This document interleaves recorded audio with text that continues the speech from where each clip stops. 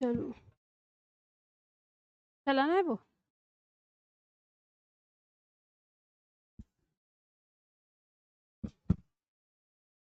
नमस्ते, नमस्कार। चलो हम लोग शुरू करेंगे अपनी क्लास। तो लास्ट क्लास में हम लोगों ने कहाँ तक किया था?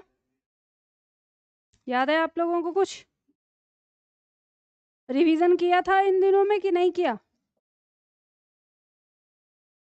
किया था थोड़ा बहुत? चलो, हम लोग पढ़ रहे थे संधि, लेकिन उससे पहले हम करते हैं शब्दावली। शब्दावली में आज हम लोग करेंगे तत्सम तद्भव। तत्सम तद्भव का दूसरा सेट है। तो तत्सम तद्भव हमें याद ही करना है। इसमें कोई ऐसा नहीं होता कि इसमें हम किसी शब्द के अर्थ से इसे याद कर सकें।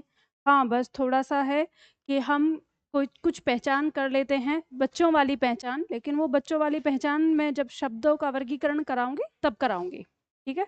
तो तब तक हम इसे देखेंगे, शब्द को देखेंगे कौन सा किसके साथ है। पहला शब्द है, मेरे साथ आप लोगों को उच्चारण करना है, ठीक है? बोलना है इसमें। मैं तत्सम शब्द बोलूंगी, आपको इसका तद्भव बताना है।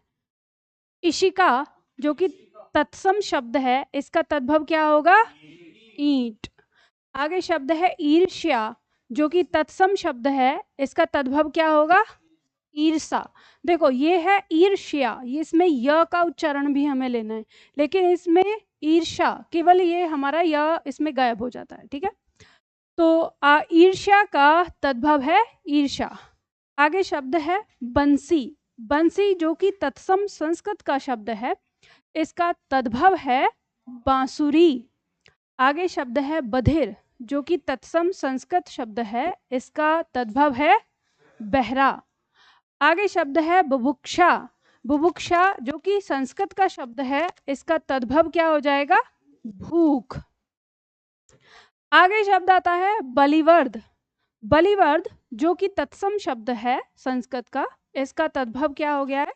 बैल। आगे शब्द है कर्ण। कर्ण जो कि तत्सम शब्द है, इसका तद्भव क्या हो गया? कान। आगे शब्द आता है कंकण। कंकण जो कि तत्सम शब्द है, इसका तद्भव क्या हो गया? कंगन। आगे शब्द है कर्म। कर्म जो कि तत्सम शब्द है, संस्कृत शब्द है, इसका तद्भव क्या हो जाएगा? काम। आगे शब्द आता है कपोत, जो संस्कृत शब्द है, इसका तद्भव क्या हो जाएगा? कबूतर। आगे शब्द आता है करपास। करपास जो कि संस्कृत शब्द है, इसका तद्भव क्या हो जाएगा? कपास। ध्यान रखिए, बहुत बार आता है आपकी परीक्षा में। शब्द है कर्पूर। संस्कृत शब्द है, इसका तद्भव क्या हो जाएगा? कपूर। यह भी बहुत बार आता है परीक्षा में। आगे शब्द है आपका करपट। करपट तत्सम शब्द है, संस्कृत शब्द, इसका तद्भव क्या हो जाएगा? कपड़ा। यह भी बहुत बार रिपीट होता है आपकी परीक्षा में। आगे शब्द है काष्ठ। काष्ठ जो कि तत्सम शब्द है संस्कृत का, इसका तद्भव क्या हो जाएगा? काठ। आगे काठ समझते हो? लकड़ी। लकड़ी के लिए कहा जाए, जैसे कह देते हैं ना ये काठ का बना हुआ है, मतलब लकड़ी का होना। आगे शब्द है कार्य। कार्य संस्कृत शब्द है, इसका तद्भव हो जाएगा कारज। आगे शब्द आता है काक, या तो ऐसे काक लिखा आएगा या काक। तत्सम शब्द है, इसका तद्भव हो जाएगा कोआ। आगे बढ़ते हैं, अगला शब्द है कोकिला। कोकिला या कोकिल तत्सम शब्द है, इनका तद्भव हो जाएगा कोयल। आगे शब्द है कोटि। तत्सम शब्द है, इसका तद्भव क्या हो जाएगा? करोड़। आगे शब्द आता है कदली। कदली तत्सम शब्द है, इसका तद्भव क्या हो जाएगा? केला। बहुत बार रिपीट होता है परीक्षा में। आगे शब्द है कूप। कूप संस्कृत शब्द तत्सम है, इसका तद्भव हो जाएगा कुआं। आगे शब्द है कुक्कुर। कुक्कुर तत्सम शब्द है संस्कृत में, इसका तद्भव क्या हो जाएगा? कुत्ता, या कुकरा भी कह देते हैं गांव देहात की भाषा में, ठीक है? आगे शब्द आता है कुक्षी। संस्कृत शब्द है, तद्भव है, तत्सम है, और इसका तद्भव क्या हो जाएगा? कोख। आगे शब्द आता है कुपुत्र। तत्सम शब्द है संस्कृत का, इसका तद्भव हो जाएगा कपूत। आगे शब्द है कुटुंब, तत्सम शब्द है, इसका तद्भव हो जाएगा कुटुंब। आगे शब्द आता है केश, केश तत्सम शब्द है, इसका तद्भव हो जाएगा केस। समझते हो ये केस कौन सा है, बालों के लिए आया है, ठीक है। आगे शब्द है कटु, तत्सम शब्द है, संस्कृत शब्द है, इसका तद्भव हो जाएगा कड़वा। आगे शब्द है मधुक, तत्सम शब्द है, इसका तद्भव हो जाएगा महुआ। क्या होता है महुआ, पता है किसी को? हाँ, क्या कह रहे हो पीछे? पेड़, पेड़ ऐसे बोलते हैं ना, महुआ का पेड़, तो शायद ये पेड़ के लिए ही है। फल हाँ हाँ लगते हैं।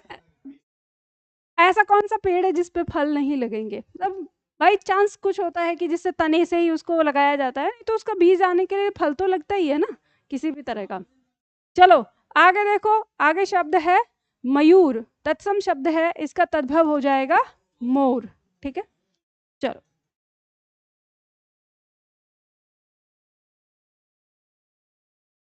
हाँ जी, तत्सम तद्भव में मैंने बताया था लास्ट, शायद आप आए नहीं थे। तत्सम कहते हैं संस्कृत में बोले जाने वाले शब्द, और तद्भव हैं जो संस्कृत से परिवर्तित होकर बन गए हैं। इसके बारे में हम डिटेल चर्चा जो करेंगे जब हम शब्दों का वर्गीकरण करेंगे उस समय करेंगे, ठीक है। परिभाषा भी लिखवाऊंगी और समझाऊंगी भी, और तरीका भी बताऊंगी। ऐसे कुछ जोड़ा पूछा जाता है, परीक्षा में आ जाता है कि तत्सम तद्भव पहचानिए, तो कुछ इसमें पॉइंट भी हम पढ़ेंगे कि कैसे हम पहचानेंगे। हाँ हम्म, परिवर्तन नहीं,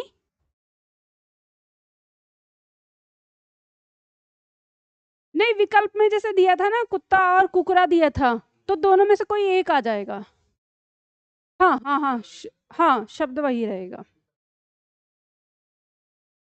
हाँ, हम ये कह सकते हैं उसका हिंदी मीनिंग।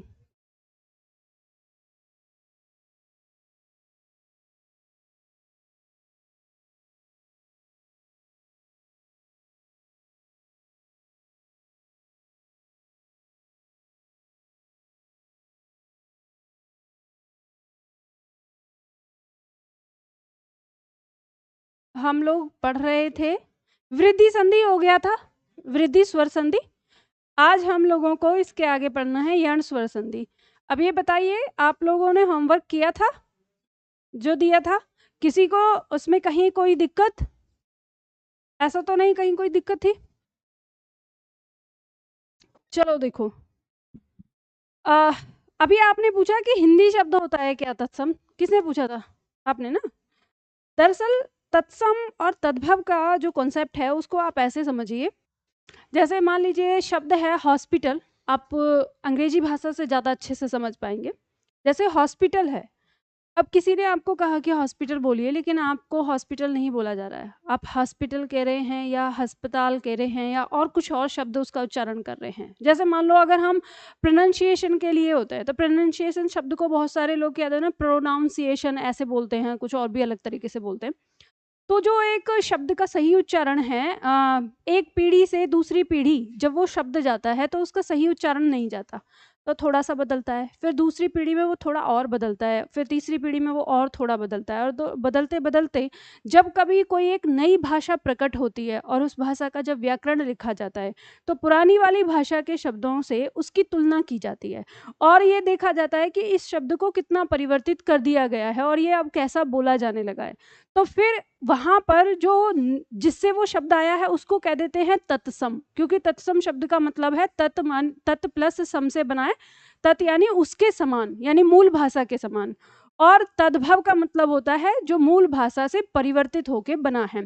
तो जैसे अब हॉस्पिटल शब्द से अस्पताल बना, तो हॉस्पिटल शब्द से हमने परिवर्तित करके अब हिंदी का शब्द बना दिया। अब आप उसे ये कह सकते हो कि ये हिंदी का शब्द है, लेकिन हिंदी का वो शब्द नहीं है, असल में वो तद्भव है। और तद्भव होने का मतलब ये है कि वो किसी ना किसी दूसरी भाषा से वो आया है, जब यहाँ पे बना है अपना, तो वहाँ ये आता है तत्सम तद्भव। नहीं तो हमें क्या ज़रूरत है, हम विदेशी शब्दों में भी रखते हैं उन सारी चीज़ों को। तो तत्सम तद्भव का मतलब होता है, एक होता है मूल भाषा के जैसा ही हम प्रयोग कर रहे हैं उसको अपनी भाषा में, और या हम उसे परिवर्तित करके प्रयोग कर रहे हैं अपनी भाषा में। जरूरी नहीं है कि वो हिंदी शब्द है, वैसे हिंदी तो होगा ही नहीं, तद्भव तो हिंदी शब्द होगा ही नहीं क्योंकि वो आया ही किसी दूसरी भाषा से है। बस बात ये है कि जरूरी नहीं है कि उसने अपना रूप परिवर्तित किया है, ठीक है, और जरूरी नहीं है कि वो संस्कृत का ही हो, ये बात है। क्योंकि अधिकतर अभी आप देखोगे तो किसी से भी आप तत्सम तद्भव बोलोगे तो तत्सम तद्भव में लोगों का यही मानना होता है कि तत्सम मतलब संस्कृत का शब्द। तो नहीं, ये जरूरी नहीं है कि तत्सम में जो शब्द है वो संस्कृत का ही हो। आजकल हम जितना अंग्रेजी का प्रयोग कर रहे हैं तो उस कारण से हमारे बहुत सारे शब्द जो हैं वो अंग्रेजी भाषा के भी आ सकते हैं। जैसे बिस्किट को हम बिस्कुट कहने लगे, तो बिस्कुट तो नहीं है, अगर आप बिस्कुट बोलोगे तो कोई अंग्रेजी जानने वाला होगा वो कहेगा नहीं नहीं बिस्कुट नहीं बिस्किट होता है। तो बिस्किट क्या हो गया, उसका तत्सम हो गया।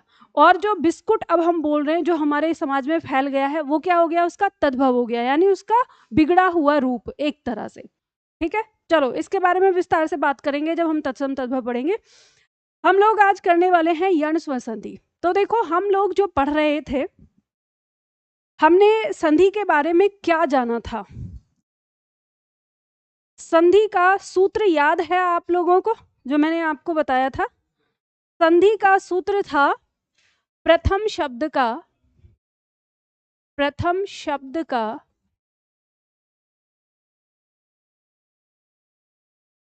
अंतिम वर्ण प्लस द्वितीय शब्द का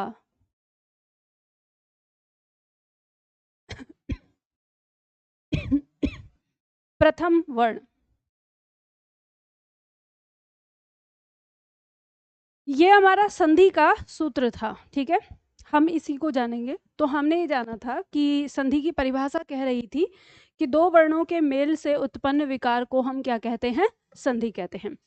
हमने इसमें पढ़ा कि दो वर्णों का मेल जो है, ये जो दो वर्ण हैं ये कहाँ से आए हैं, कि प्रथम शब्द का अंतिम वर्ण होता है और द्वितीय शब्द का प्रथम वर्ण होता है। इन दोनों शब्दों के वर्ण मिलकर क्या बना रहे हैं, संधि बना रहे हैं।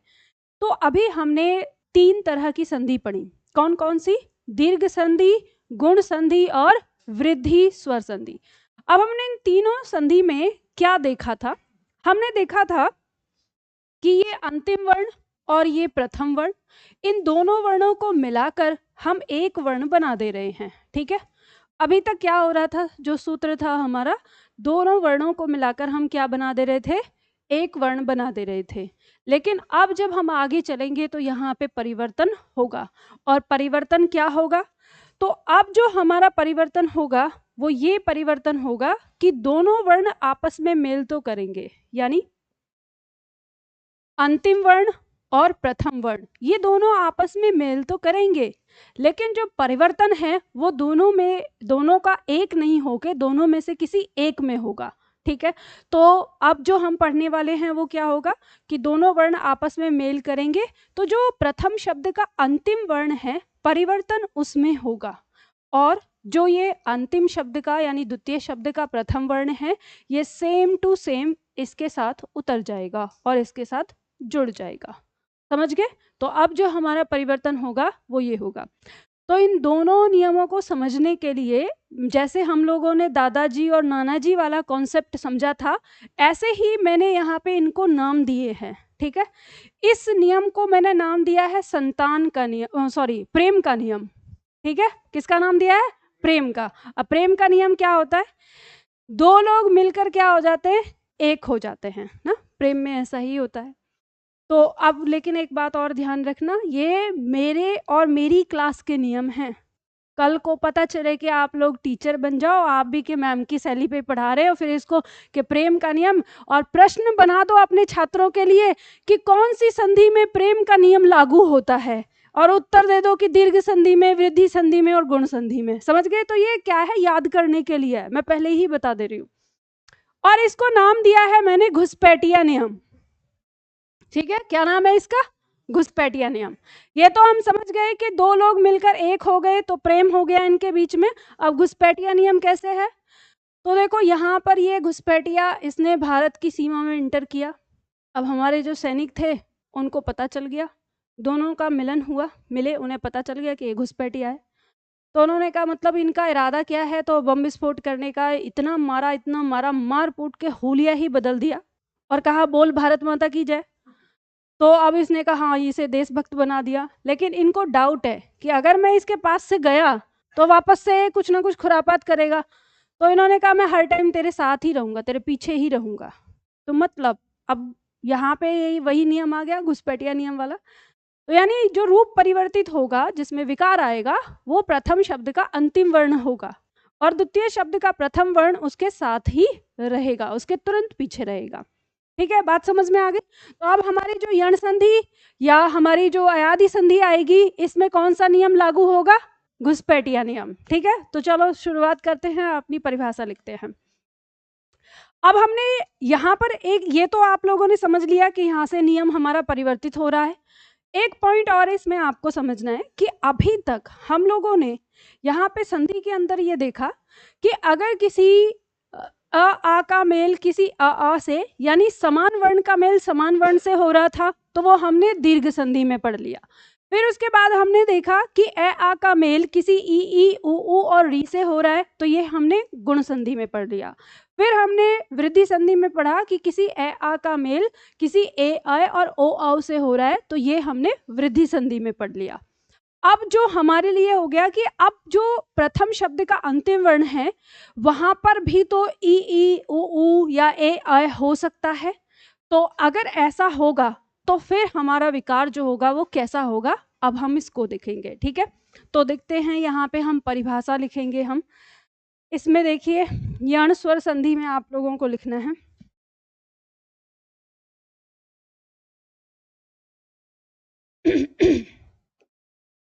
यदि किसी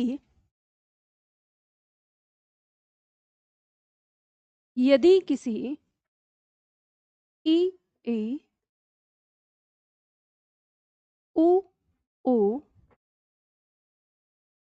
या री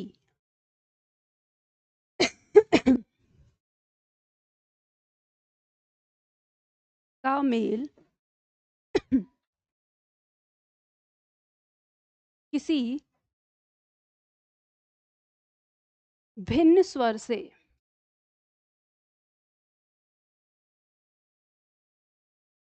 हो तो ई का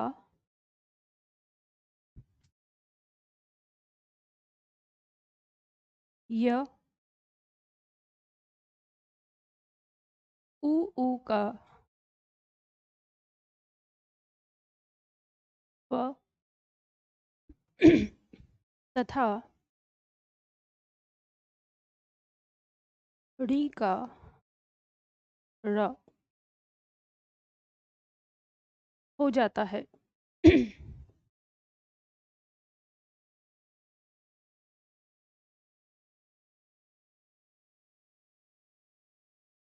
तथा साथ आया भिन्न स्वर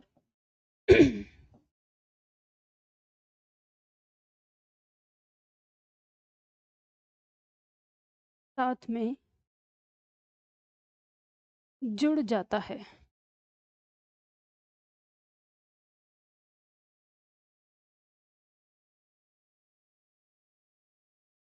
इसे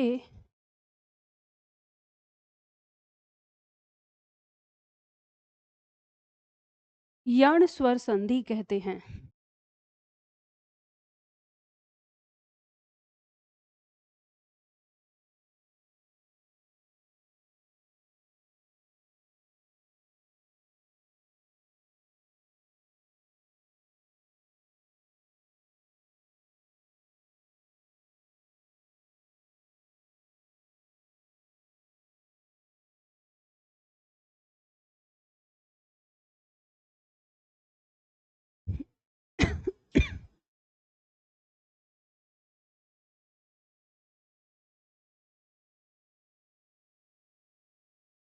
यदि किसी ई उ या री का मेल किसी भिन्न स्वर से हो, तो ई का य उ का व तथा री का र हो जाता है तथा सात आया भिन्न स्वर साथ में जुड़ जाता है, इसे यण स्वर संधि कहते हैं।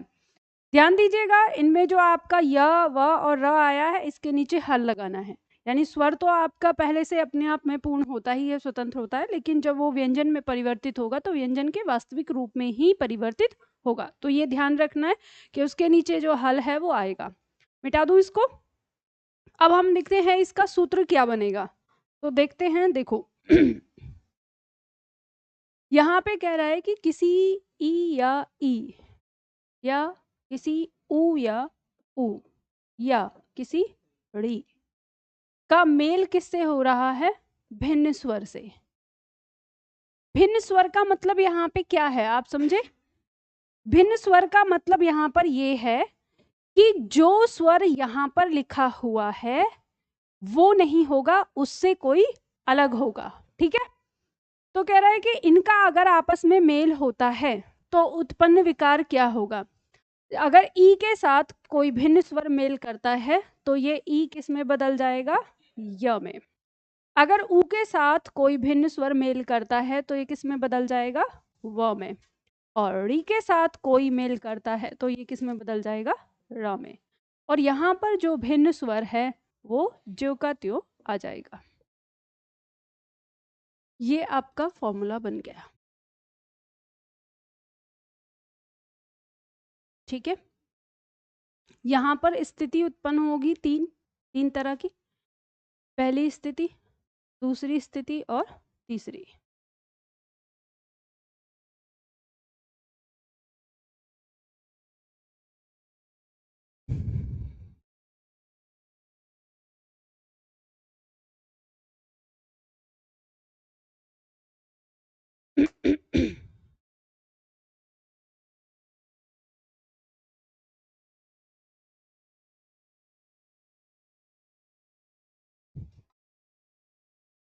लिख लिया ये? अब देखो, ध्यान से समझना है आपको, पेन नहीं चलाना है क्योंकि आपके पास लिखा हुआ है अब जो मैं समझाने वाली हूँ। अब इस पॉइंट को आपको समझना है। ये आपका हो गया। अब जो स्थिति है उसको समझ लीजिए। पहली स्थिति यहाँ पे ये कह रही है, पहला पॉइंट, कि यदि किसी ई या ई का मेल किससे हो रहा है? किसी भिन्न स्वर से हो रहा है, भिन्न स्वर से। तो ये जो ई है ये किस में बदलता है? य में बदलता है। और यहाँ पर जो भिन्न स्वर है वो ज्यों का त्यों आ जाएगा। अब इसी चीज को हमें खोल के लिखना है, यानी ये क्या कह रहा है, ध्यान से समझना है। कह रहा है कि यदि किसी ई या ई का मेल किससे हो रहा है? किसी अ से हो रहा है।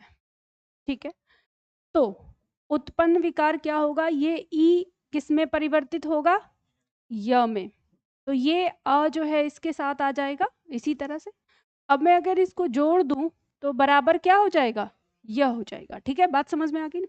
तो ये जो मैं अभी पॉइंट बता रही हूँ इसको बहुत ध्यान से समझना है आप लोगों को, क्योंकि आपकी परीक्षा में डायरेक्ट यहाँ से ही परीक्षा में प्रश्न आ रहे हैं आजकल। ठीक है, जो अब बन रहे हैं थोड़े से बच्चों के अनुसार हैं कि वो कठिन है, लेकिन अगर आपने संधि को ऐसे सीखा है जैसे मैं आपको पढ़ा रही हूँ तो उसमें कोई भी कठिन नहीं है, सारी चीजें आपको समझ में आ रही हैं तो आराम से कर लोगे। ठीक है, तो यहाँ पे समझना। अब मान लो किसी ई का मेल किससे हो रहा है? किसी आ से हो रहा है, तो उत्पन्न विकार क्या होगा? ई किस में बदलेगा? य में। और यहाँ पर क्या आ जाएगा? आ। तो आपका उत्पन्न विकार क्या हो गया? या। ठीक है, अब इसी तरह से मान लीजिए कि अगर मैंने यहाँ पर ए से इसका मेल किया तो उत्पन्न विकार हमारा क्या होगा?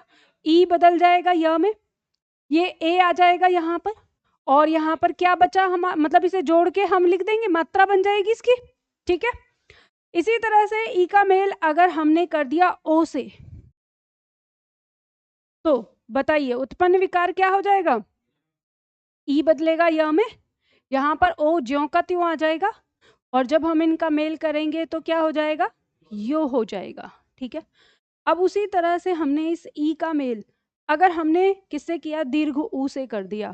ठीक है, तो ई बदलेगा य में, और ये ज्यों का त्यों आ जाएगा और यहाँ पर हमारा उत्पन्न विकार क्या हो जाएगा, यू हो जाएगा। ठीक है, उसी तरह से अगर मैंने ई का मेल ई से कर दिया तो उत्पन्न विकार हमारा क्या हो गया, य, और यहाँ पर ये ज्यों का त्यों आ जाएगा और हमारा उत्पन्न विकार जो फुल है ये क्या आ जाएगा, यहाँ।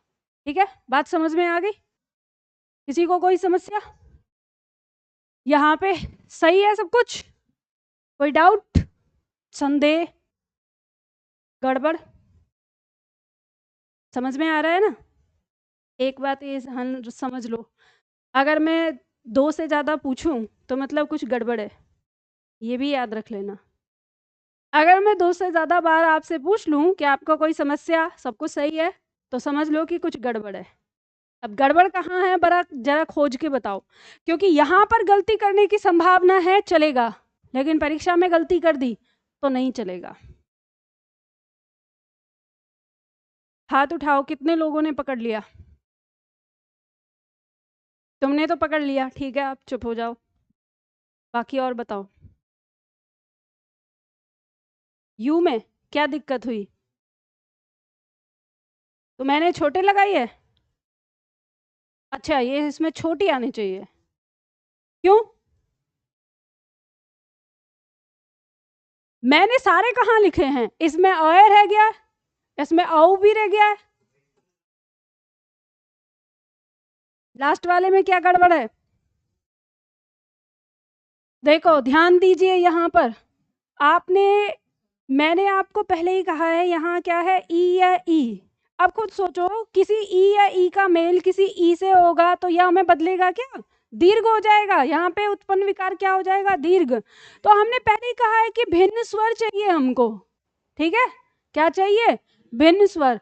अब ऐसे रिदम से लिखते लिखते लिखते लिखते कहीं ये मत कर देना कि इस तरह की चीज कर दो। ठीक है, बात समझ में आ गई ना? समझ में आई सबको, नहीं आई समझ में? ठीक है, तो चलो अब यहाँ पर एक पॉइंट लिख लो जो आपका यहाँ पे दिया हुआ है इसमें, ताकि आप भविष्य में कभी गलती ना करो। यहाँ ध्यान दो, आपको यहाँ दिया है लघु अ और दीर्घ आ दोनों का मेल बता दिया है, यहाँ पर उत्पन्न विकार ये आ जाएगा। लघु उ और दीर्घ उ के साथ उत्पन्न विकार ये आ जाएगा। ड़ी के साथ होगा तो उत्पन्न विकार ये आ जाएगा। ए आय के साथ होगा तो उत्पन्न विकार ये आ जाएगा। ओ आओ के साथ होगा तो उत्पन्न विकार ये आ जाएगा। हमारे पास 11 स्वर थे, 11 स्वर में 2 हमारे पास नहीं है, और वो 2 क्या नहीं है, आप इधर साइड में लिख लेना, आपके पास इधर स्थान होगा, मैं यहाँ लिख रही हूँ, ध्यान देना। इसमें जो आपका दिया हुआ है, कभी भी किसी भी सूरत में ये परिणाम आपको नहीं मिलेगा यहाँ यण संधि के अंदर। ठीक है, ऐसे करके इसको लिख लो, क्योंकि ई कभी बनेगा ही नहीं। क्यों नहीं बनेगा? क्योंकि ई का ई के साथ मेल होने पर क्या हो जाएगा, दीर्घ ई में बदल जाएगा, वो क्या हो जाएगी, दीर्घ संधि। ठीक है, बात समझ में आ गई ना?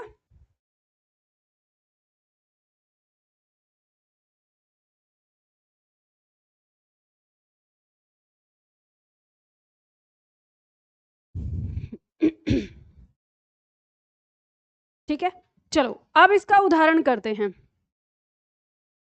अब देखेंगे यहाँ पर शब्द आया है हमारे पास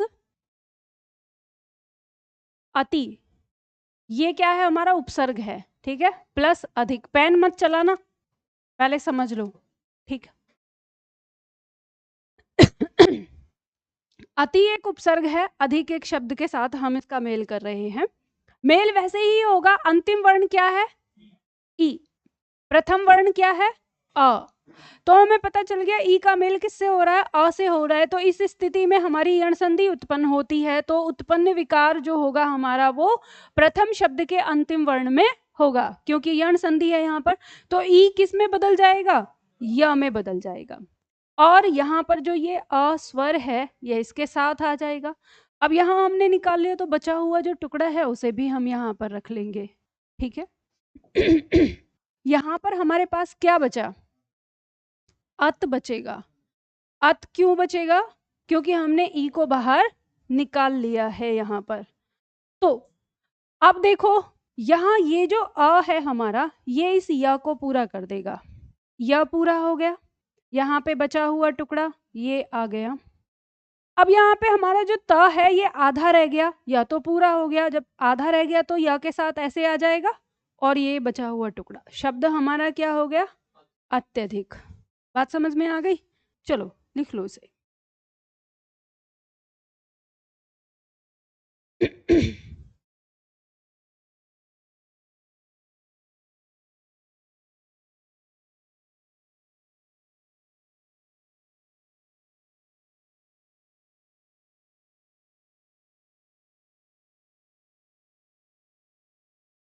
रफ कॉपी पे करिए, देवी प्लस आगम, जिनका ये हो जाता है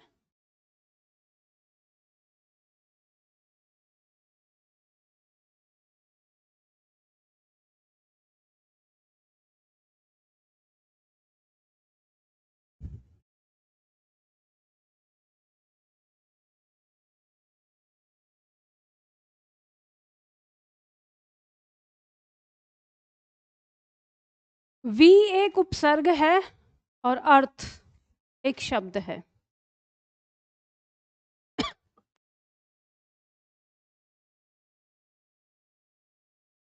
प्रति प्लस एक,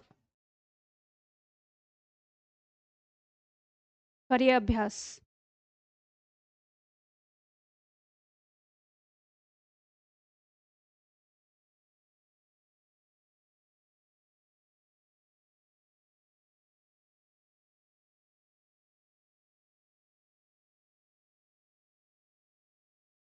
चलो देखो, शब्द है जैसे वी प्लस अर्थ, कैसे पता चलेगा आपको कि शब्दों में क्या होता है? जब आप इनको अच्छी तरह से समझने लग जाओगे, आपको अपने आप पता चलने लगेगा। अंतिम वर्ण क्या है? ई। प्रथम वर्ण क्या है? अ। दोनों का मेल करेंगे, ई बदल जाएगा य में। यहाँ पे बचा, देखो ध्यान दो, ध्यान से। मैं इस आ को अगर ना लिख के अगर पूरे शब्द को लिख दूं तो कोई दिक्कत? बात तो वही है, ठीक है, हम टुकड़ों में ना लिख के। यहाँ पे हमारे क्या पास क्या बचा? व बचा है। अब इसे जोड़ दीजिए, ये आ इस या को पूरा करेगा, यह पूरा हो गया। यहाँ पे टुकड़ा जो है वो या आ गया। वह कैसा हो गया? हमारा आधा। शब्द क्या बन गया?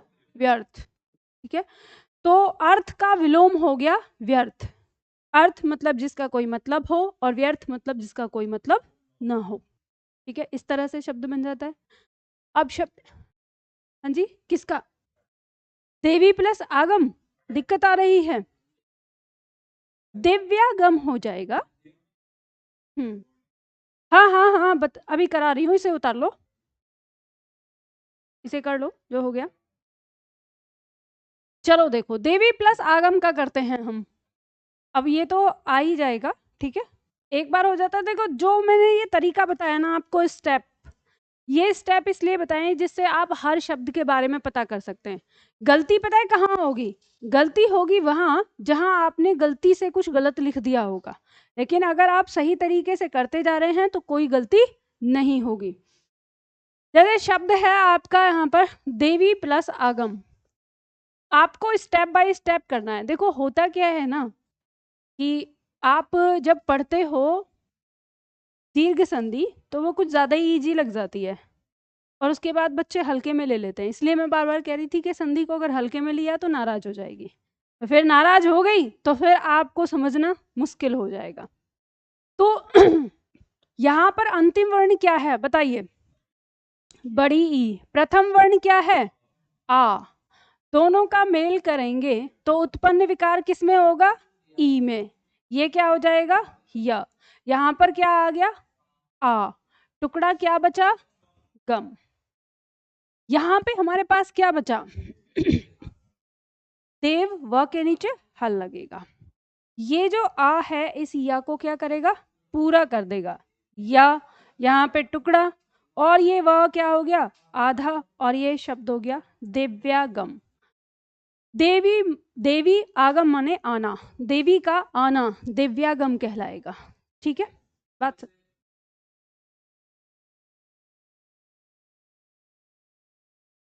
ये ऐसे, तो ये तो आधा वाह ही तो होता है।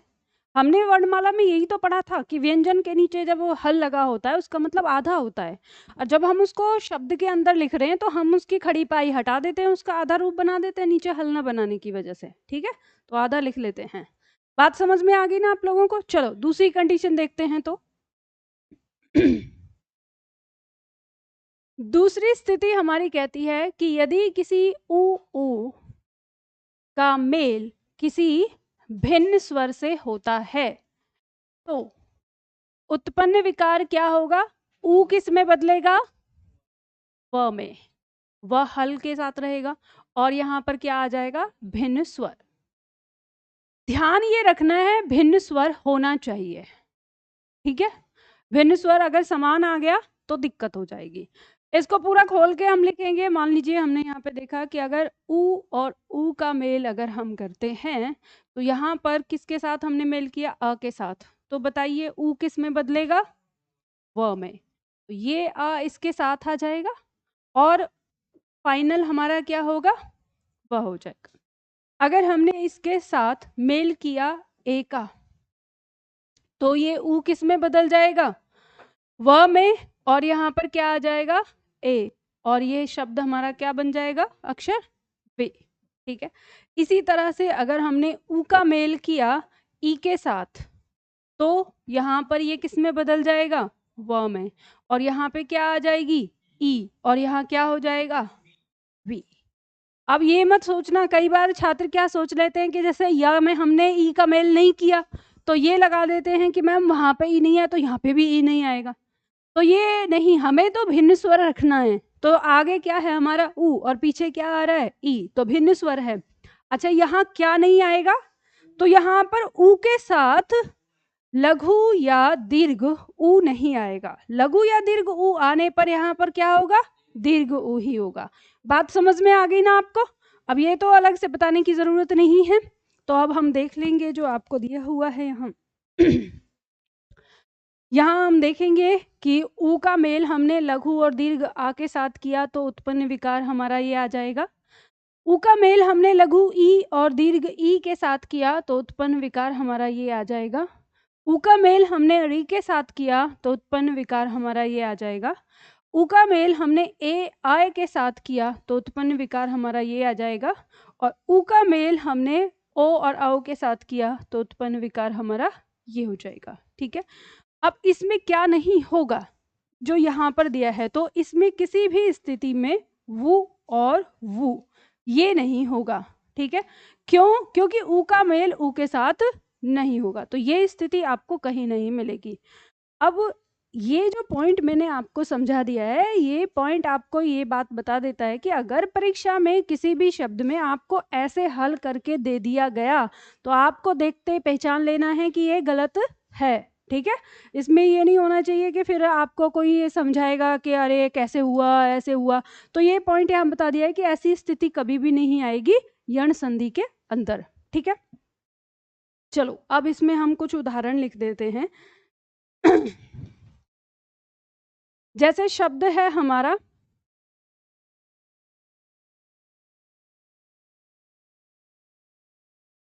सु प्लस आगत।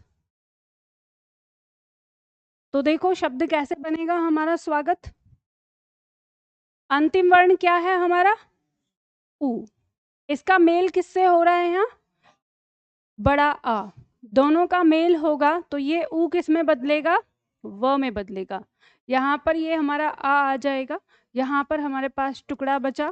ठीक है, यहाँ हमारे पास क्या टुकड़ा बचेगा? स के नीचे हल आ जाएगा।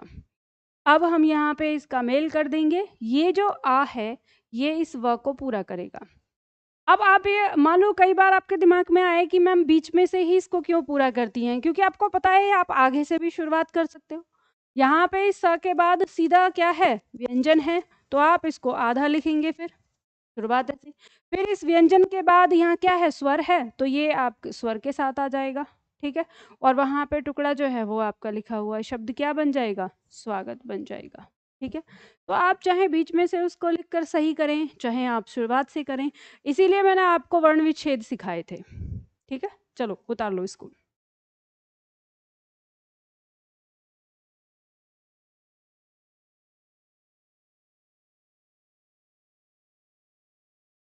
शब्द बना दो। अनु प्लस ईक्षण। ईक्षण का मतलब होता है जांच पड़ताल। अनु एक क्या है, उपसर्ग है, और इसका भाव होता है पीछे, पीछे पीछे, बाद या स्वयं।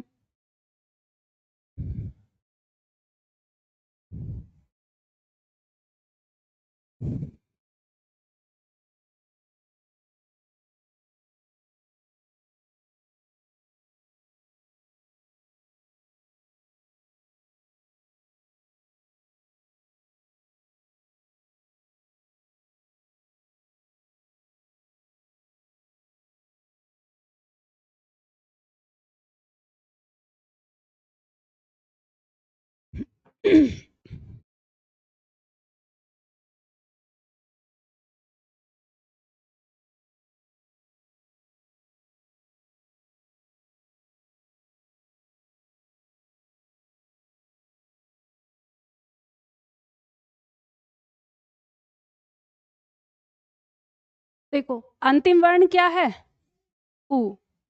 प्रथम वर्ण क्या है, ई। दोनों का मेल होगा, उ किस में बदलेगा, व में। यहाँ पर ई आ जाएगा, बचा हुआ टुकड़ा यहाँ रख लेंगे। ठीक है, यहाँ पर क्या बचा, अन, न हल के साथ बचेगा।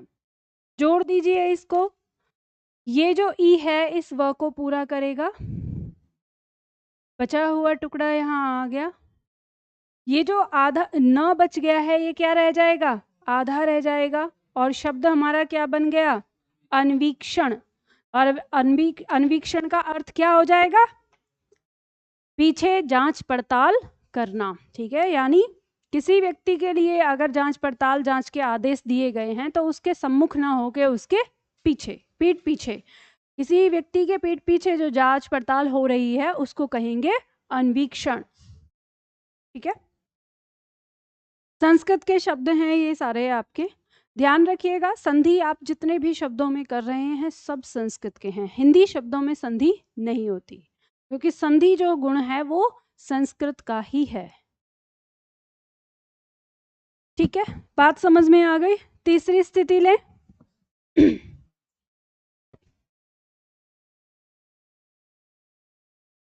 तीसरी स्थिति हमारी कहती है कि यदि किसी ड़ी का मेल किससे हो रहा है, किसी भिन्न स्वर से हो रहा है,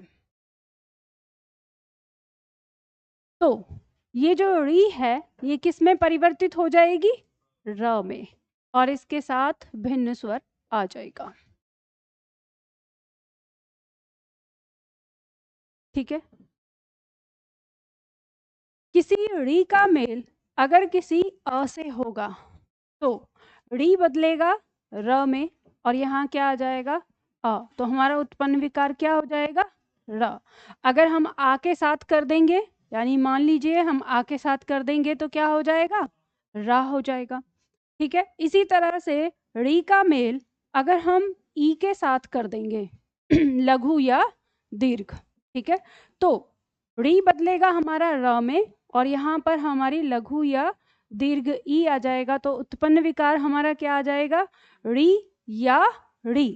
ठीक है, लघु या दीर्घ, इस तरह से क्रम उल्टा हो गया है, यहाँ पे सही से कर लो, ड़ी या ड़ी। ठीक है, इसी तरह से इसका मेल अगर हम किससे करें, ए से करें, आपस में बात मत करो, यहाँ पर इसका मेल क्या, री बदलेगा किसमें, र में, ये आ जाएगा यहाँ पे, फाइनल रिजल्ट हमारा क्या हो जाएगा, रे। बात समझ में आ गई ना।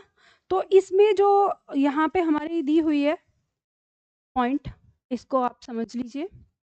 यहाँ ये कह रहा है री का मेल ए आ से होता है तो उत्पन्न विकार ये हो जाएगा, री का मेल ई से होता है तो उत्पन्न विकार ये हो जाएगा, री का मेल उ से होता है तो उत्पन्न विकार ये हो जाएगा, री का मेल ए आय से होता है तो उत्पन्न विकार हमारा ये हो जाएगा, और री का मेल ओ औ से होता है तो उत्पन्न विकार हमारा ये हो जाएगा।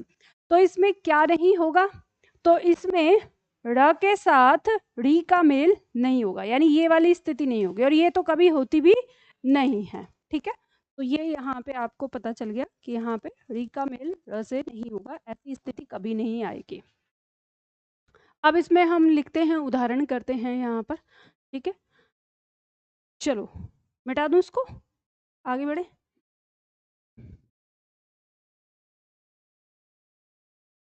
शब्द देखेंगे हम, शब्द है हमारा पितृ प्लस आदेश।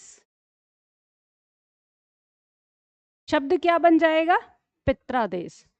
अभी पेन को थोड़ा सा बंद कर दीजिए, इसको समझ लेना, इसमें थोड़ा सा परिवर्तन होगा। जिन्होंने वर्तनी की क्लास को ध्यान से समझा है तो उन्हें कोई दिक्कत नहीं होगी, और जिन्होंने नहीं समझा है तो उन्हें कुछ गड़बड़ लगेगी। अंतिम वर्ण क्या है? री। प्रथम वर्ण क्या है? आ। दोनों का मेल करेंगे, री बदल रहा है किस में? र में। यहाँ पर क्या आ जा रहा है? आ, इसके साथ जुड़ जाएगा। बचा हुआ टुकड़ा क्या है? देश। ठीक है, यहाँ पर क्या बचता है? पित। ता के नीचे हल बचेगा क्योंकि री को बाहर निकाला गया है। अब इसको हम जोड़ देंगे, ये जो आ है इस र को पूरा करेगा, र को पूरा कर दिया। ये जो ता है हमारा आधा रूप र के साथ ऐसे नहीं लगता, पता ही है आपको, ऐसे नहीं बनता है। तो यहाँ पे हम क्या करेंगे, हम इसको आधा ही लिखेंगे। ये आ गया, हमने ये टुकड़ा इस तरह से लिखा और यहाँ पे हमारा क्या आ गया? देश, बचा हुआ टुकड़ा। अब आपको पता है ये संयुक्त रूप बन रहा है ता और र का, और हमने देखा था कि ता और र का संयुक्त रूप हम कैसे लिखते हैं? त्र। ठीक है, तो ये आपका शब्द संयुक्त रूप बनकर शब्द बन जाएगा पित्रादेश। अब आप चाहे ऐसे लिखें या ऐसे लिखें, ठीक है, उतार लीजिए इसे।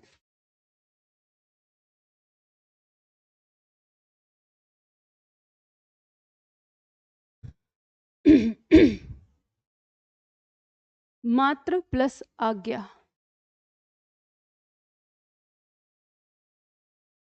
इसमें जो यण संधि में आपका री से संबंधित जो शब्द आते हैं वो मात्र, पितृ, भातृ, इन्हीं से बनते हैं। और इसमें आप देखेंगे तो अधिकांश आपको ना ये त्र ही मिलेगा, क्योंकि त के बाद र बनता है, री बन जाता है और त वाला ही आता है इन्हीं शब्दों में। तो त्र ही आपको देखने को मिल जाएगा शब्दों के अंदर।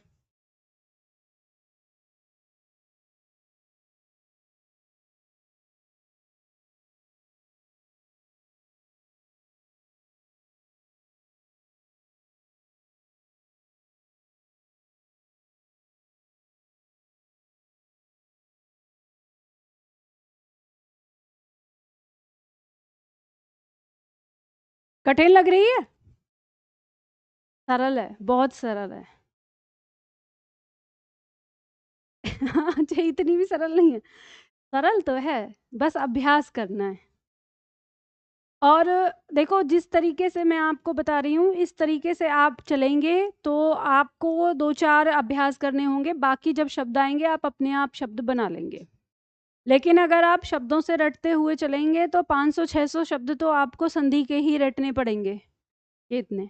लेकिन वही है कि एक तरफ 500-600 शब्द रटने हो और एक तरफ 15-20 आपको रूल्स रटने हो, तो कौन सा रटना पसंद करोगे? रूल्स। और वो रूल्स ऐसे हैं कि जो आपको सही और गलत ये भी बताएंगे कि वो सही है कि गलत है जो शब्द दिया हुआ है। ठीक है, बात समझ में आ गया? अब देखो, जैसे एक शब्द है अक्षोणी।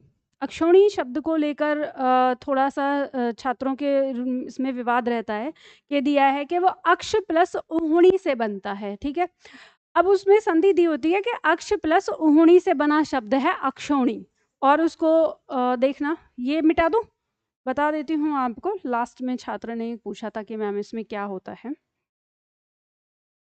शब्द आपका बनाते हैं ऐसे, अक्ष प्लस ऊहणी। एक तरह से ऊहणी नहीं होता, ऊहनी होता है। ठीक है, और वो इसमें श की वजह से किस में बदल जाता है? णी में बदल जाता है, जो हमारा नियम था। तो अक्ष प्लस ऊहनी शब्द दिया जाता है।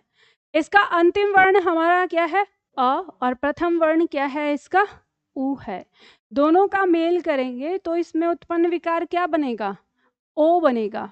गुण संधि है ना, ठीक है, ये ओ बनेगा, यहाँ नियम तो यही कह रहा है। और यहाँ पे हमारा क्या बन गया, हनी शब्द बचा, और यहाँ पे हमारा क्या बच गया, अक्ष। ठीक है, और ये अक्ष पता है ना, आधा क और मूर्धा श वाला है, आधा ले लिया। ये इसको पूरा कर देगा तो ये है शब्द क्या बन जाएगा हमारा, ऐसे ओ, और यहाँ पे आ जाएगा अ, और ये ह। अब आपको पता है ये इसमें आपका क्या है, आधा क और मूर्धा श है, और मूर्धा श के तुरंत बाद कहीं पर भी अगर न आता है तो वो किस में बदल जाता है, ण में बदल जाता है। तो ये आ गया। अब संधि के जो नियम है हमारा उसके अनुसार तो यह शब्द बनना चाहिए, लेकिन ये होता क्या है, तो ये शब्द होता है आपका अक्षौणी, यानी अ होता है इस पे, अक्षौणी। ठीक है, अब यहाँ पर जो ये शब्द बनता है, अच्छा बड़ी ई होती है छोटी ई होती है, बड़ी ई होती है ना, अक्षौहिणी, मेरे ख्याल से छोटी होती है शायद, अक्षौणी। ठीक है, अब जो ये बनाते हैं कि ऐसे बना है तो इसमें जो आपका उत्पन्न विकार हो रहा है वो क्या आ रहा है, आओ हो रहा है, दो मात्रा वाला। तो जिसमें ये उत्पन्न विकार होता है तो वो तो वृद्धि संधि होती है। तो इस शब्द को लोग क्या कहते हैं कि इसको वृद्धि संधि में रखिए, लेकिन यहाँ पर जो ऊहणी, अब वृद्धि संधि में रखने के लिए ऊहणी नहीं ओहणी होना चाहिए, फिर ओहणी होगा तभी तो जाके ये बनेगा।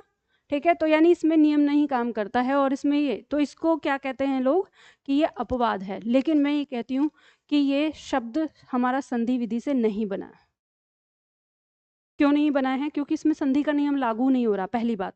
दूसरी बात, जो संधि का अर्थ है कि ऊपर जो अर्थ है और यहाँ पे जो दोनों में दिया है, इससे इन अर्थों से इसका कोई लेना देना है ही नहीं।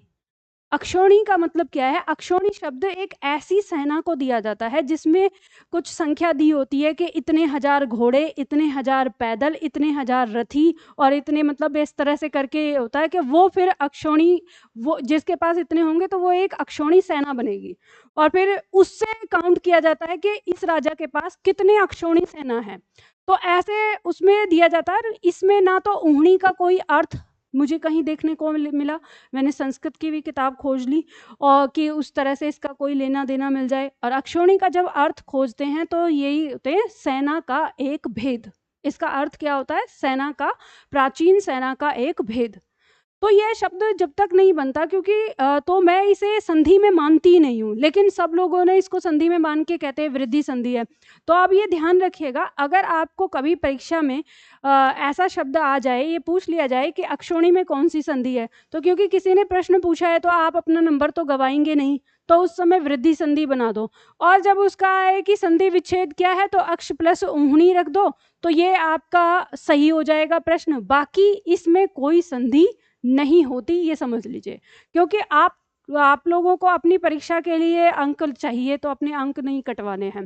तो कुछ पॉइंट जो है मैंने ऐसे भी आप लोगों को यहाँ पे बताने पड़ेंगे मुझे, कि जो आप अपनी बुद्धि को प्रयोग करेंगे तो उसकी दृष्टि से वो गलत होंगे, लेकिन आपको उसे वैसा का वैसा ही रखना पड़ेगा, क्योंकि मार्केट में वो आते ही आते हैं प्रश्न आपके।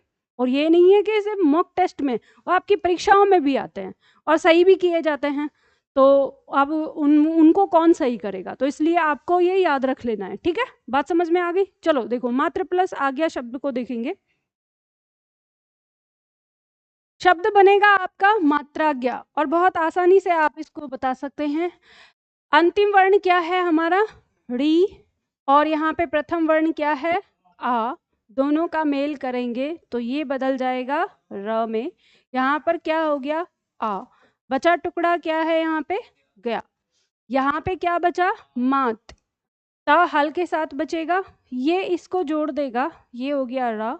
यहाँ पर आ गया बचा हुआ टुकड़ा, त हमारा आधा रह गया, और ये टुकड़ा। तो शब्द हो गया मात्रा गया। यहाँ पर आपका क्या बन रहा है, ये संयुक्त वर्ण बन रहा है, जिसे अगर हम ऐसे भी देखें ना, मान लो कि ये हमारा क्या है, त हमारा आधा था और र पीछे पूरा है, तो ये इसको पूरा करने के लिए पदेन रूप में आएगा ना किसी भी शब्द के साथ। तो किसी भी शब्द के साथ जो यहाँ पे जोड़ा है, अभी ये हम त्र ऐसे ना लिख के इसका मानक रूप ऐसे लिख देते हैं, बात वही है। ठीक है, तो हम इसका मानक रूप यहाँ पे लिखते हैं और यह शब्द हमारा बन जाता है मात्राज्ञा। ठीक है, ये वाला लिखो या ये वाला, ऑब्लिक करके डालना, दोनों शब्द हैं।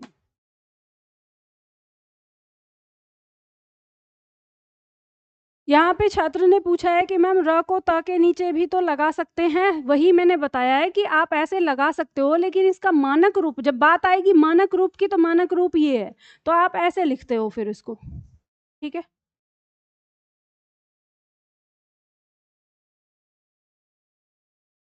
हो गया ये हो गई, ये थी आपकी यण स्वर संधि। आगे चलते हैं हम अयादि स्वर संधि की ओर।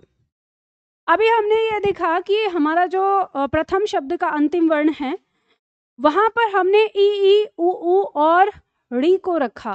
अगर हम उस स्थान पर ए आए ओ आओ को अगर रखते हैं तो उत्पन्न विकार हमारा क्या होगा, ये हम देखेंगे अयादि स्वर संधि में, ठीक है।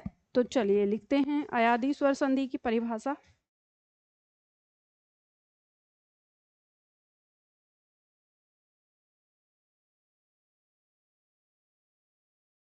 पंक्ति कहती है यदि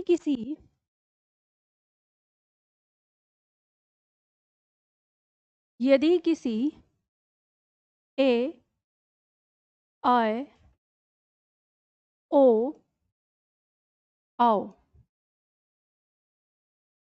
का मेल। ध्यान दीजिएगा, हमने इससे पहले जब भी किसी भी वर्ण को लिखा था, सजातीय वर्णों को हमने ऑब्लिक करके लिखा था, लेकिन अब हम यहाँ पे चारों वर्णों में क्या लगा रहे हैं, कॉमा लगा रहे हैं। तो इसका मतलब ये है कि चारों वर्णों के साथ ये चार अलग अलग प्रकार का परिवर्तन करेगा, ठीक है। तो यदि किसी ए आए ओ आओ का मेल किसी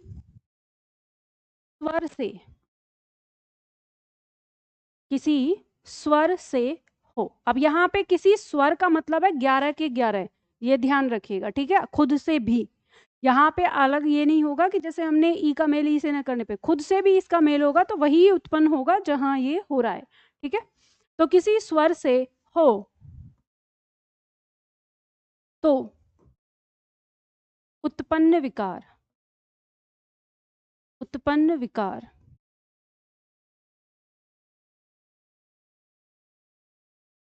ए का आय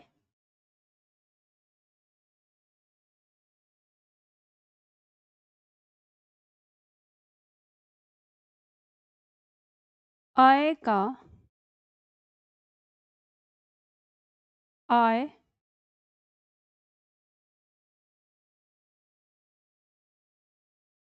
ओ का अब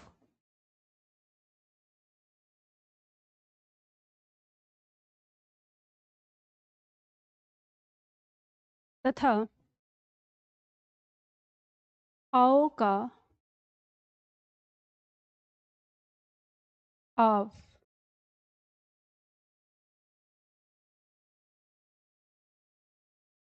हो जाता है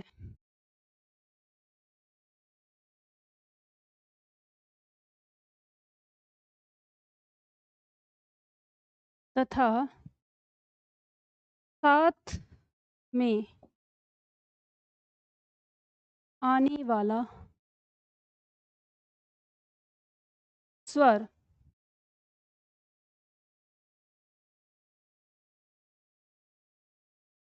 साथ जुड़ जाता है।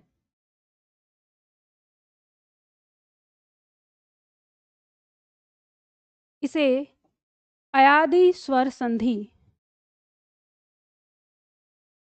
इसे अयादि स्वर संधि कहते हैं। यदि किसी ए आय ओ आओ का मेल किसी स्वर से हो तो उत्पन्न विकार ए का आय का आय, ओ का अव तथा आओ का आव हो जाता है, तथा साथ में आने वाला स्वर साथ जुड़ जाता है। इसे अयादि स्वर संधि कहते हैं।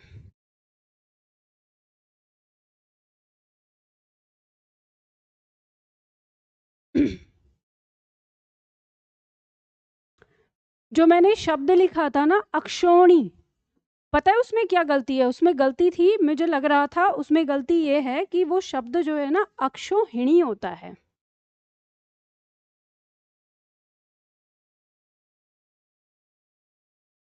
ये होता है। आ गई याद? इसका मतलब आप लोगों को भी किसी को याद नहीं है ना? मुझे लिखने में लग रहा था मैंने शब्द में कुछ गड़बड़ है। ठीक है, और इसका जो संधि विच्छेद रहेगा वो रहेगा अक्ष प्लस ओहणी, ऐसे। समझ गए ना? ये याद रखना, ये सही कर लो इसको। तभी से मेरे दिमाग में चल रहा है, मैंने कहा वो तो अशुद्ध में आता है। जो वो शब्द मैंने लिखा था वो अशुद्ध में लिखा होता है। जो शब्द रहता है जैसे आशीर्वाद लिखा होता है ना, आशीर्वाद का, ऐसे ही। चलो लिख लो, ये हो गया ये। तो अब देखो, जो आप लोगों ने परिभाषा लिखी इसको फॉर्मूला में बदल लो। ठीक है, मिटाओ इसको।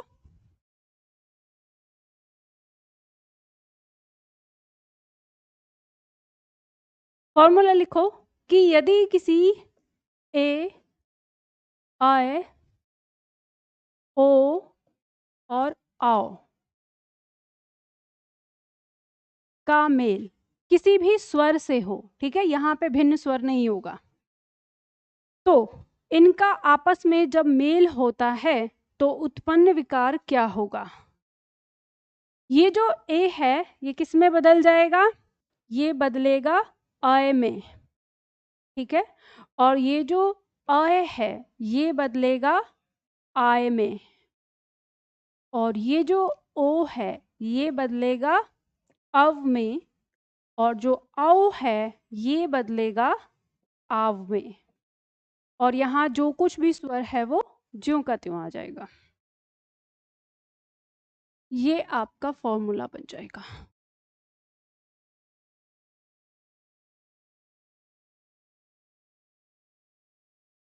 ठीक है, याद करने में किसी को दिक्कत होगी कि मैम उल्टा पुल्टा हो गया तो ये समझ में नहीं आएगा कहीं पे आए और कहाँ पे आए?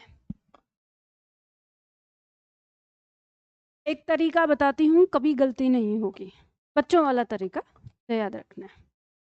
देखो, इसको हमेशा ऐसे याद रखना, आपको ये पता है जब हम ए और आ लिखते हैं, कभी आपने इनका क्रम, आपने आ और ए लिखा है? नहीं, सबसे पहले क्या लिखते हैं? दूसरे नंबर पे क्या लिखते हैं? आ। फिर जब हम लिखते हैं ए और आय, तो पहले नंबर पे क्या लिखते हैं? ए। दूसरे नंबर पे क्या लिखते हैं? आय। और जब हम लिखते हैं ओ औ, ठीक है, क्रम जो हमने याद किया है स्वर का, मैंने आपको कहा है कि वर्णमाला का क्रम बहुत अच्छी तरह से याद कर लो, बहुत सारी चीजों में आपको क्रम में याद करने में मदद करेगा ये। ठीक है, तो बताइए, इसको लिखते हैं पहले नंबर पे, इसको लिखते हैं दूसरे नंबर पे, तो बस यहाँ याद रखो, नंबर 1 के साथ नंबर 1, नंबर 2 के साथ नंबर 2, नंबर 1 के साथ नंबर 1, और नंबर 2 के साथ नंबर 2। ठीक है, याद रहेगा। अब य और व को याद कर लो। य और व को कैसे याद करना है? आपने यण संधि याद करी है ना, ई किस में बदली थी? इसे मिटा देती हूँ नीचे वाला। ई किस में बदली थी? य में, और ऊ किस में बदला था? व में। आपको याद है कि जब हमने संयुक्त वर्ण याद किया था तो अ प्लस ई बराबर क्या बना था? ए। यानी ई जहां है वहां क्या है? ए। तो ई जब बदली य में, तो ये य भी किस में, मतलब ए का परिवर्तन भी किस में हो रहा है? य में। तो यानी इन दोनों में क्या है? ई है, तो ई का ही य इन दोनों में यहाँ पे आ रहा है। ठीक है, और इसी तरह से जब ऊ है, हमने देखा था कि अ प्लस ऊ हमारा बदला था, यानी छोटा ऊ लगाएंगे यहाँ पे हम, तो अ प्लस ऊ हमारा बदला था, वो किस में बदला था? ओ में। तो अब आपको पता है कि ये ऊ बदल रहा है व में, तो यानी इस व का संबंध किससे है? ओ से। तो यहाँ पे इन दोनों के अंदर आपका क्या आ रहा है? छोटा ऊ आ रहा है, और छोटे ऊ का जो परिवर्तन है वो व में आ रहा है, तो जो यहाँ भी दिख रहा है और यहाँ भी दिख रहा है। समझ गए? हो जाएगा याद? अब तो नहीं है कोई कठिन। बस इसीलिए कहती हूँ कि दिमाग चाचा चौधरी से तेज चलाओ, और चीज़ें जो हैं आपको यूं ही याद हो जाएंगी। संधि को बस ऐसे ही बदनाम करके रखते हैं कि संधि बहुत कठिन है, संधि बहुत आसान है, बस आपको दिमाग चलाना है। पर अच्छा ये एक बात बताइए कि ये आपका सीधा सीधा कनेक्ट कर रहा है ना वर्णमाला से? तो मैंने आपको पहले दिन ही कहा था कि स्वर और व्यंजन छाप लो अपने दिमाग में, जैसे मैंने बताया है। तो बस वो आपने छाप लिया, सारी चीजें याद हो जाएंगी। उदाहरण करें इसका। यहाँ पर हमारी स्थिति बन रही है जैसे हमारी यण संधि की बनी थी, ठीक उसी तरह से बन रही है। अब यहाँ पर देखते हैं, चलो स्थिति हमारी कितनी बनेंगी? यहाँ 4 बनेंगी, 1 2 3 और 4, 4 स्थिति बनेंगी। इन्हीं चारों स्थितियों को देखते हैं हम यहाँ। पहली स्थिति हमारी कह रही है कि ए का मेल हो रहा है किसी स्वर से। तो ये जो ए है ये परिवर्तित कर रहा है खुद को किसमें? आए। नंबर 1 है तो नंबर 1 में के साथ परिवर्तन कर रहा है, और यहाँ पर जो भी स्वर है वो इसके साथ स्वर आ जा रहा है। ठीक है, तो देखो ये तो आपकी अयादी स्वर संधि में इस पॉइंट को देखो, इस ए का मेल अगर हम, अच्छा ये बताइए अगर मैं इस पे समझाऊं तो ठीक है, लिखने की जरूरत तो नहीं है ना? अब तो समझ में आ गया ना कैसे चल रहा है। तो इस ए का मेल हम किसी अ या आ से कर रहे हैं, तो ये ए तो बदल जा रहा है किसमें? अ में, और ये ए आ ज्यों का त्यों आ जा रहा है। तो ए के साथ इसका रिजल्ट अ और आ के साथ इसका रिजल्ट आया। अब ये मत सोचना कि मैम ये कैसे आ गया, आया कैसे आ गया। आपको पता है जो आय आ रहा है वो पहले आ रहा है, यानी उस आय में, यानी देखो इसमें क्या हो रहा है, जब हमारा ये विकार उत्पन्न होके आया है, तो जब ये आ इसके साथ इसको पूरा करता है तो रिजल्ट हमारा क्या होता है? आय। और जब ये आ इसको या को पूरा करता है तो क्या हो जाता है? आया। पर पहले आ पर कोई प्रभाव नहीं पड़ रहा है, तो इतना ध्यान रखना, क्योंकि कई बार कंफ्यूज हो जाते हैं छात्र कि कहाँ प्रभाव पड़ रहा है। ठीक है, अब देखो यहाँ पर ए का मेल ई से हो रहा है, तो ये ए तो बदल गया किसमें? आए में। और अब छोटी ई इसके साथ मेल करती है तो आई, और बड़ी ई मेल करती तो आई। ठीक है, इसी तरह से छोटे ऊ के साथ मेल होता है तो उत्पन्न विकार यहाँ आ जाएगा, और आय के साथ होता है तो देखो ए का मेल आय के साथ, ए या आय के साथ होता है, तो ये पहला तो बदलता है इसी में, और बाकी मात्रा के रूप में ये या के साथ आए और ये आय या के साथ आया। ठीक है, इस तरह से आ जाता है, और ओ के साथ होता है तो यही। अब ध्यान रखिएगा कि ये सिर्फ आपने सूत्र बना के लिख लिया है। आपकी हिंदी में जो परीक्षा में जो आपके प्रश्न आते हैं वो आपको जो मिलेंगे यहीं तक ही मिल जाते हैं। ऐसा वाला उदाहरण मैंने तो पूरी शब्दकोश में खोजा, हिंदी शब्दकोश में मुझे नहीं मिला, क्योंकि ये पूर्ण रूप से क्या है, संस्कृत शब्दों में आता है, तो संस्कृत की चीज़ों में आता है, तो इसका उदाहरण हमें कभी नहीं मिला, तो इसलिए परेशान होने की ज़रूरत नहीं है। और ना आज तक कभी परीक्षा में आया और ना आज तक हिंदी की किसी किताब में है कहीं पर भी। ठीक है, तो परेशान नहीं होना है, जो उदाहरण आपको मिलेगा वो यहीं पर मिल जाएगा, और ये बहुत सरल है आपके लिए। ठीक है, तो परेशान नहीं होना। तो चलो देखते हैं इसमें, यहाँ पर हम एक शब्द लेते हैं, उदाहरण लेंगे। जैसे पहले शब्द आ गया हमारा ने प्लस अयन, ने प्लस अन, सॉरी अयन नहीं। अब ध्यान दीजिएगा, ये शुद्ध रूप से संस्कृत का है। अभी तक तो हमको हिंदी के लग रहे थे शब्द, लेकिन ये शुद्ध रूप से जो अयादी संधि है ये हमारी शुद्ध रूप से संस्कृत शब्दों में। यहाँ पर ये जो ने है, इस ने ये एक क्या है, संस्कृत की धातु है जिसका अर्थ होता है देखना। ठीक है, तो ने का अर्थ हो जाता है देखना, और जो ये अन है ये है प्रत्यय। तो यहाँ पर जो हमारा होता है अंतिम वर्ण, इसका हमको क्या दिखाई दे रहा है? ए। प्रथम वर्ण क्या है? अ। तो इसका मेल इसके साथ होता है, तो ये किस में बदलेगा? नंबर 1 है तो नंबर 1 अ के साथ ही ये बदलेगा हमारा अय में। यहाँ पे हमारा क्या आ गया? अ, और यहाँ पे टुकड़ा क्या बचा? न। यहाँ पे हमारे पास क्या बचा? न, लेकिन हल के साथ। अब देखो हम इसको जोड़ कर लिखेंगे। जब हम इसको जोड़ कर लिखेंगे तो देखो ये वाला जो अ है इस न को पूरा करता है, तो ये न पूरा हो गया, और ये वाला जो अ है इस य को पूरा करता है, तो यह पूरा हो गया, और ये पूरा टुकड़ा है हमारा रख दिया। शब्द क्या बना? नयन। और देखो ऊपर वाले शब्द का अर्थ इसमें निहित है। ने धातु का अर्थ होता है देखना, और नयन क्या होता है?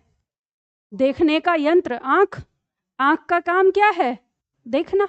तो यानी ऊपर वाले शब्द का अर्थ जो है इसमें निहित है। ठीक है, बात समझ में आ गई। इसी तरह से शे प्लस अन लगाएंगे।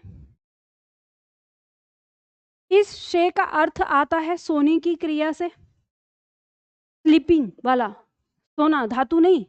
ठीक है, तो इसका मेल अंतिम वर्ण क्या है? ए। प्रथम वर्ण क्या है? अ। दोनों का मेल हो रहा है, सेम कंडीशन है इसमें। ये किस में बदलेगा? आय में बदल जाएगा।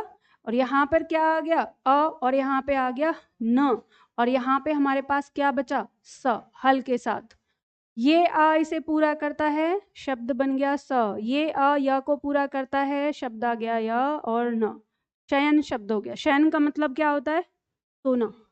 ठीक है, संस्कृत में कहते थे शयन कर लीजिए, यानी सो जाइए।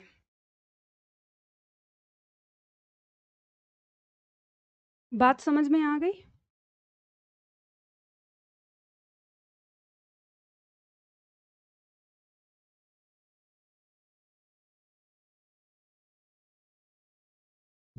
हो गया? ये मिटा दूं? ध्यान देना, अयादि संधि आपकी बहुत ही सरल है, और खास करके संधि विच्छेद की जब बात करेंगे तो संधि विच्छेद अयादि संधि का सबसे ज्यादा अच्छा होता है। मतलब इतना सरल होता है कि इसमें कोई गलती की गुंजाइश नहीं होती। बाकी सब में तो गलती की गुंजाइश हो जाती है, लेकिन अयादि संधि का संधि विच्छेद जब आप करेंगे तो उसमें कोई गलती की गुंजाइश नहीं है। अभी तक हमने संधि सीखी है, कल की क्लास में मैं आप लोगों को संधि विच्छेद सिखाऊंगी। ठीक है, स्वर संधि हम लोगों ने कर ली है, और स्वर संधि आपकी परीक्षा में ज्यादा पूछी जाती है। ये मान के चलिए कि 70 से 80% आपकी परीक्षा में जो पूछी जाती है वो स्वर संधि ही होती है। और व्यंजन संधि और वृद्धि संधि कभी यदा कदा आ जाती है, या फिर इसे ये इसलिए सीखते हैं क्योंकि वर्तनी शुद्धिकरण में उसका काफी सारा रोल होता है। तो हमें वो शब्द अगर आ जाते हैं करने तो हमारी वर्तनी शुद्धि हो जाती है। मिटा दूं इसको? चलो दूसरी स्थिति देखते हैं। दूसरी स्थिति हमारी क्या कहती है? दूसरी स्थिति कहती है कि आय का मेल किसी भी स्वर से अगर होता है तो आय किस में बदलेगा? आय में बदलेगा। इसका मेल किसी स्वर से, मतलब जो स्वर है वो अपने स्वर के स्थान पर आ जाएगा। तो चलिए देखते हैं, हम शब्द दिया है जैसे हमारे पास गए प्लस इका। इका जो है ये एक प्रत्यय है, स्त्री प्रत्यय, और गए इसका अर्थ होता है धातु है, इसका अर्थ होता है गाना। गाना समझते हैं? एक तो संज्ञा हो गई गाना, और एक गाना हो गई क्रिया। मतलब किसी गीत का गाना, तो जो क्रिया है वो है ये, क्योंकि धातु है। ठीक है, देखो अंतिम वर्ण हमारा क्या बनेगा? आय, और प्रथम वर्ण ई, दोनों का मेल करेंगे, ये किस में बदलेगा? आय में बदलेगा। यहाँ पे क्या आ गया? ई, बचा हुआ टुकड़ा का। यहाँ पर क्या बचा टुकड़ा? ग, हल के साथ। अब देखिए ये इसको पूरा कर देगा, आ इस ग को पूरा करेगा, ग पूरा हो गया। ये ई य को पूरा करेगी, ये हो गया बचा हुआ टुकड़ा। शब्द क्या बन गया? गायिका। उतार लीजिए।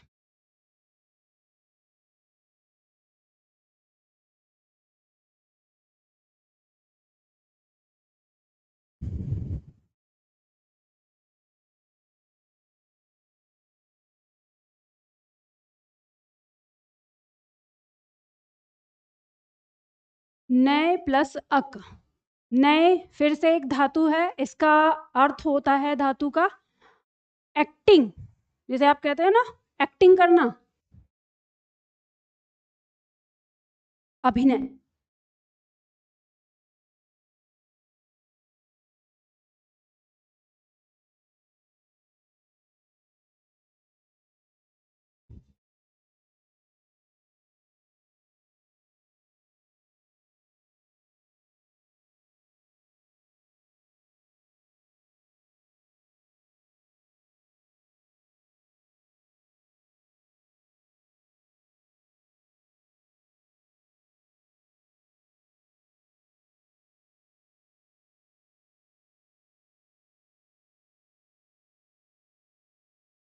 अंतिम वर्ण क्या है?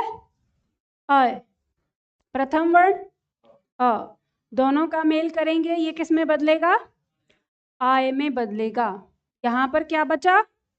अ। यहाँ पर क्या बचा टुकड़ा? क। यहाँ टुकड़ा क्या बचा? न। हल के साथ अब इसको जोड़ दीजिए। यहाँ हम जोड़ेंगे, ये आ न को पूरा करेगा तो क्या हो गया? न। और ये अ इस य को पूरा करेगा तो य, और ये क, तो शब्द क्या हो गया? नायक, यानी अभिनय करने वाला। अक का मतलब होता है वाला, इका का मतलब होता है वाली। ऐसे कुछ प्रत्ययों का अर्थ आ जाता है, ठीक है। तो इका का अर्थ हो गया वाली, अक का मतलब हो गया वाला, ठीक है।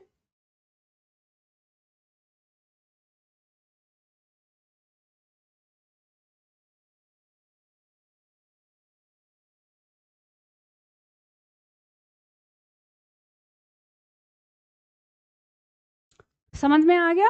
चलो देखो अगली कंडीशन, तीसरी कंडीशन हमारी क्या कहती है? तीसरी स्थिति कहती है कि किसी ओ का मेल अगर किसी स्वर से हो तो ये ओ बदलेगा किसमें? अव में, और यहां पर ये स्वर ज्यों का त्यों आ जाएगा। मिटा दूं इसको?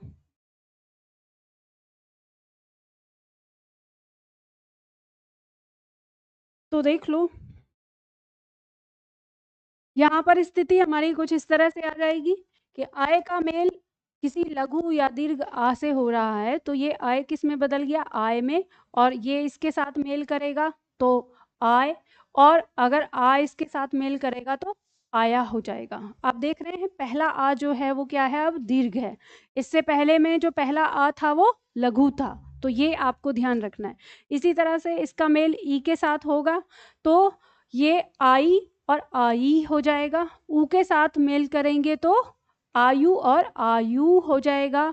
ए आय के साथ मेल करेंगे तो आए और आये हो जाएगा, और ओ आओ के साथ मेल करेंगे तो आयो और आयो हो जाएगा। ठीक है, बात समझ में आ गई ना? चलो अब यहाँ पर उदाहरण देखेंगे हम। जैसे एक उदाहरण है हमारे पास, गो प्लस ईश। गो का अर्थ क्या है? गो का अर्थ होता है गाय, ठीक है। अंतिम वर्ण क्या है? ओ, और यहाँ प्रथम वर्ण क्या है? ई। दोनों का मेल करेंगे क्या बनाएगा? अव बनाता है, ठीक है। यहाँ पर आ गया ई, बचा हुआ टुकड़ा आ गया, ठीक। यहाँ पर क्या बचा? ग।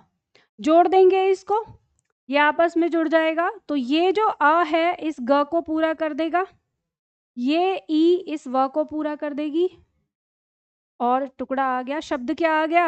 गवीश। किसका पर्यायवाची हो गया? गो माने गाय, ईस माने स्वामी, जो गायों का स्वामी है कृष्ण, ठीक है। तो किसका पर्यायवाची हो गया? कृष्ण का। लिख लो, ऐसे ही पर्यायवाची याद हो जाते हैं आपको, ठीक है। पो प्लस अन। पो का अर्थ होता है साफ सुथरा से, ठीक है, साफ सुथरा, सफाई एक तरह से। अंतिम वर्ण क्या है? ओ। प्रथम वर्ण क्या है? अ। दोनों का मेल करेंगे, ये किस में बदलेगा? अव में। यहाँ पे क्या बचा? अ। बचा हुआ टुकड़ा न। प्रथम वर्ण यहाँ पे क्या बचा है? ग, सॉरी प। ये इसको पूरा कर देगा, शब्द क्या हो गया? प। ये इसको पूरा कर देगा, यहाँ पे आ गया व, और ये आ गया टुकड़ा। शब्द क्या बन गया? पवन। पवन कहते हैं हवा को।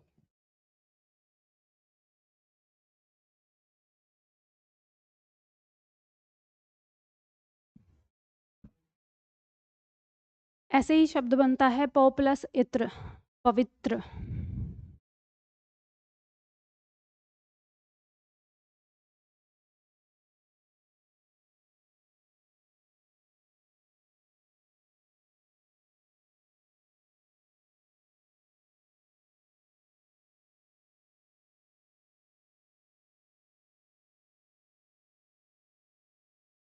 ठीक है, बात समझ में आ गई? मिटा दूं?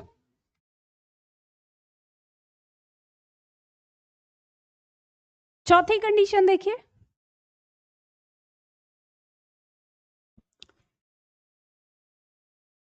कह रहा है कि अगर किसी आओ का मेल किसके साथ हो रहा है, किसी स्वर के साथ हो रहा है, तो ये किस में बदलेगा? आव में। नंबर 2 है तो नंबर 2 के साथ स्वर ऐसा ही आ जाएगा जो है।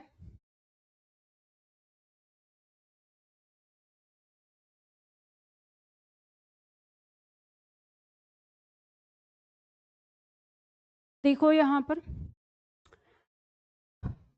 आओ का मेल हम ए या आ के साथ करते हैं, तो जो आओ है वो हमारा बदलता है आव में, और अ के साथ होगा तो आव, और आ के साथ होगा तो आवा।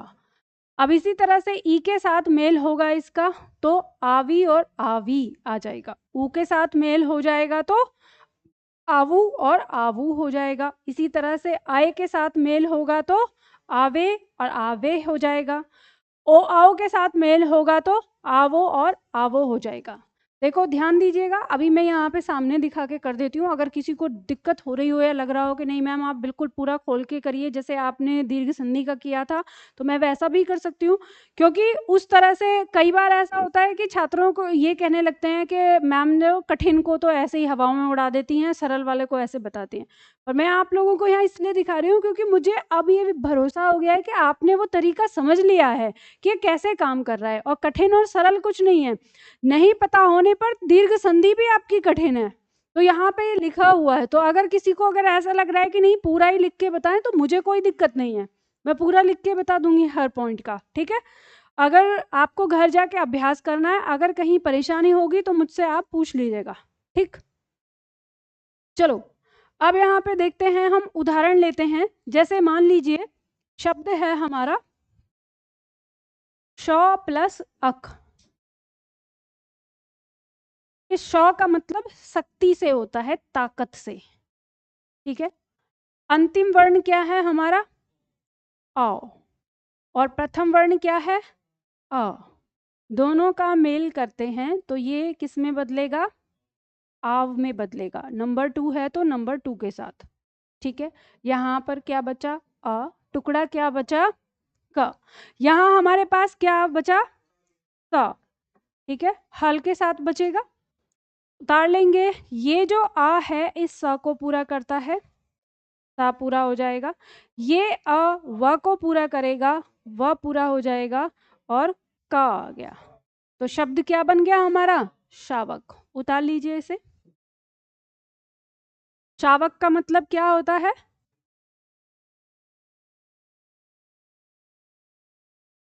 शेर का बच्चा, ठीक है। क्या होता है? शेर का बच्चा होता है। शब्द है हमारा भ प्लस उक। भ का मतलब होता है भावना से। अंतिम वर्ण क्या है? औ। प्रथम वर्ण क्या है? उ। दोनों का मेल करेंगे, किस में बदलेगा? ये आव में बदलेगा। यहाँ पर क्या आ गया? उ। बचा हुआ टुकड़ा अ। यहाँ पर क्या बचा? भ। हल के साथ जोड़ देंगे। आ भ को पूरा कर देगा, भ पूरा हो गया। उ व को पूरा कर देगा, छोटा उ है, और बचा हुआ टुकड़ा। शब्द क्या हो गया? भावुक। शावक कहते हैं शक्ति पुंज को, ठीक है। सिंह के बच्चे को शक्ति पुंज माना जाता है। ये भविष्य का क्या है? शक्ति पुंज है।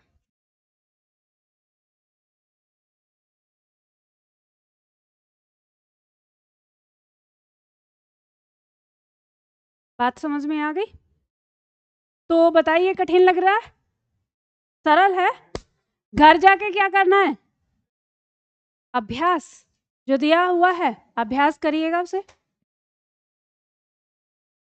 आज एक काम करिए, जैसे ही क्लास में एक एक निकलते हुए जाएंगे, अपनी कॉपी दिखाते हुए जाएंगे मुझे, ठीक है। कॉपी निकाल के ही निकलेंगे। ये हो गया? चलिए आज के लिए इतना ही, फिर मिलते हैं हम कल की क्लास में।